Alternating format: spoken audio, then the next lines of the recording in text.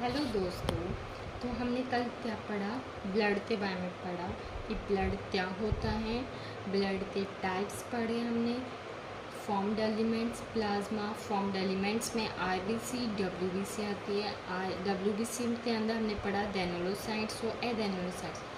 Granulocyte हमने पढ़ा। आज हम पढ़ेंगे एग्रेनुलोसाइट्स। तो हम ग्रेनुलोसाइट्स में देता, अगर साइटोप्लाज्म के अंदर ग्रेनुल्स प्रेजेंट होते हैं तो उसे ग्रेनुलोसाइट्स बोलते हैं, और अगर साइटोप्लाज्म के अंदर ग्रेनुल्स एब्सेंट होते हैं तो उसे हम एग्रेनुलोसाइट्स बोलते हैं। अब ये कहाँ मैन्युफैक्चर्ड होती है, कहाँ ये बनती है? बोन मैरो, स्प्लीन और लिम्फ नोड्स के अंदर। ये दो टाइप की सेल होती है, लिम्फोसाइट्स और मोनोसाइट्स। लिम्फोसाइट्स, जो लिम्फोसाइट्स है वो अगेन दो टाइप्स की होती हैं एरिया ऑफ साइटोप्लाज्म के बेसिस पे, स्मॉल लिम्फोसाइट्स और लार्ज लिम्फोसाइट्स। स्मॉल लिम्फोसाइट, जो स्मॉल लिम्फोसाइट्स है उसका जो न्यूक्लियस है वो लार्ज होता है साइज के अंदर और राउंड शेप का होता है।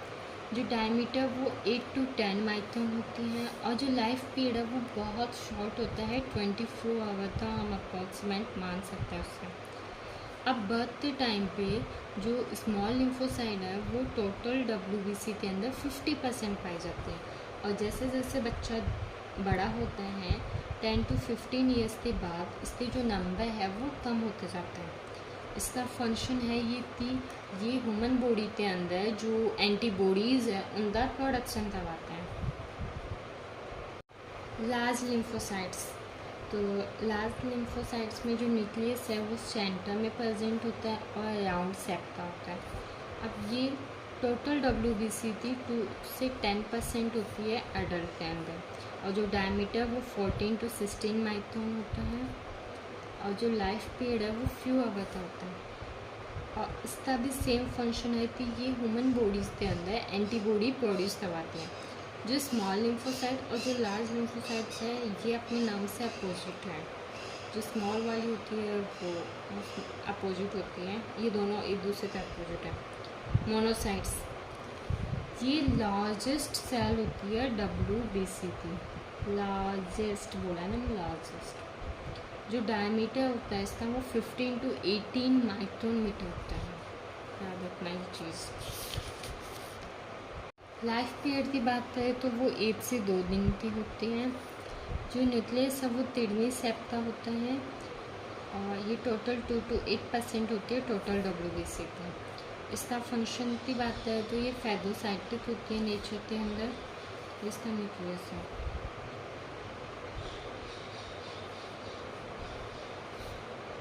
इसमें देखो जो ग्रेन्यूल्स है वो एब्सेंट है, इसका मतलब क्या है कि एग्रेनुलोसाइट सेल्स हैं। एग्रेनुलोसाइट्स में कौन सी? मोनोसाइट्स। नेक्स्ट टॉपिक हम पढ़ते हैं प्लेटलेट्स। ये बहुत इंटरेस्टिंग टॉपिक है। जो प्लेटलेट्स है उसे हम थ्रोम्बोसाइट्स भी बोलते हैं, और ये क्या होती है? स्मॉलेस्ट सेल्स होती है ब्लड सेल्स के अंदर। ये चीज़ ध्यान रखना है। जो शेप है वो स्पेंडिकल शेप की होती है।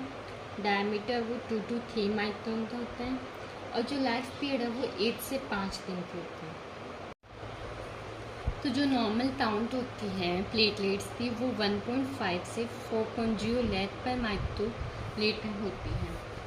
अब क्या है कि ये जो सेल्स होती है वो नॉन न्यूक्लिएटेड सेल्स होते हैं, ये बात भी ध्यान रखनी है कि सिर्फ डब्ल्यूबीसी जो सेल्स है वही न्यूक्लिएटेड सेल्स होती है, लेकिन इनके पास फाइन ग्रेन्यूल्स है वो पाए जाते हैं।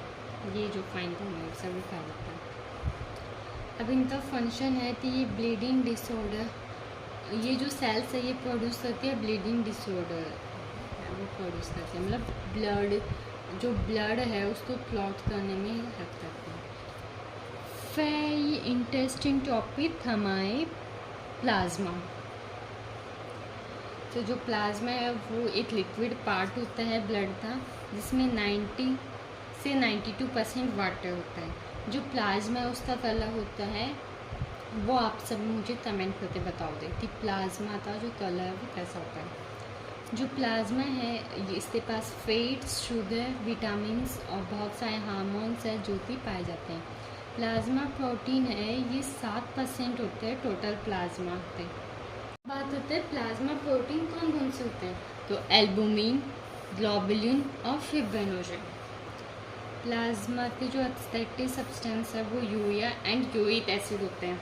और अदर सब्सटेंस की बात करें प्लाज्मा में जो प्रेजेंट होते हैं वो एंटीजन और एंटीबॉडी भी प्लाज्मा में पाए जाते हैं।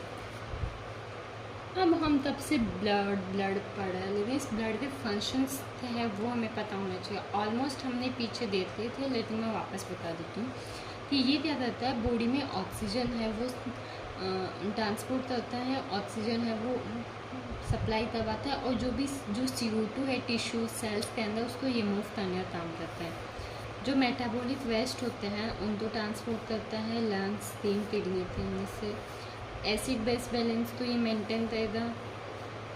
जो फैटी एसिड, अमाइनो एसिड, मोनोसेटाइड्स है इनको ऑब्जर्व करने में हेल्प करते हैं। वाटर बैलेंस तो रेगुलेट करते हैं। जो भी ब्लीडिंग के रिगार्डिंग जो भी स्ट्रोक्स वगैरह होते हैं, मतलब स्ट्रोक मतलब कोई भी जो क्लॉट है उनको जमने नहीं देता, उसको हटाता है। एंटीबॉडीज़ है वो प्रोड्यूस करता है इन्फेक्शन के अगेंस्ट। हार्मोन्स, विटामिन्स तो ट्रांसपोर्ट करता है। इलेक्ट्रोलाइट्स तो बॉडी टेम्परेचर उसको मेंटेन करता है। ये हमारा जो टॉपिक है वो हो जाता कंप्लीट। आई होप आपको ये समझ में आया होगा। Thank you for watching this video.